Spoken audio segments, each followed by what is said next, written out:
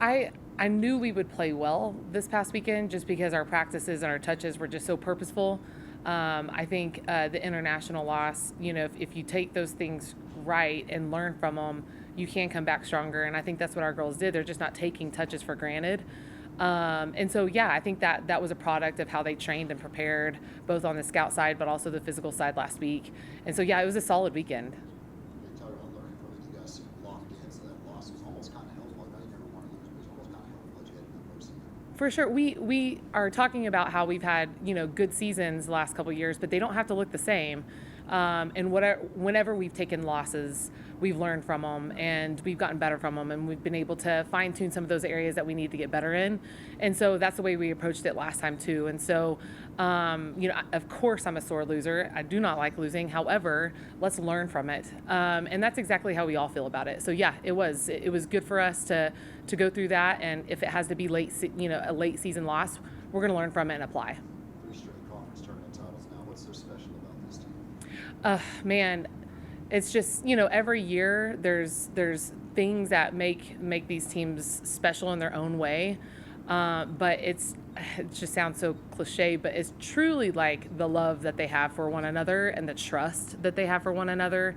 And regardless what it looks like, they're just all in it for the same reason.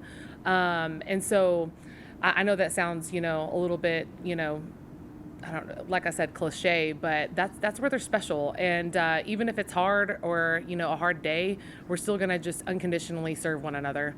And I think that's what this team does very well. Kendra, the last several years you've had to go to Denver or Mm-hmm. Colorado actually for the NCAA tournament for those regionals. They'll come out tonight and you'll announce. Right now the Lady Buffs are ranked first. What would it mean if you could host? The last couple of years going to Denver was really good for us just to get back into the regional tournament and compete and just learn and see how that feels to have to play 3 solid days back to back to back. And so I love that we have that experience as far as the load and how we need to take care of our bodies. There was this empty box that we haven't checked yet since I've been back, and that's hosting a regional tournament. And it's really, really hard. It's not 6:30 yet, but it's still not guaranteed.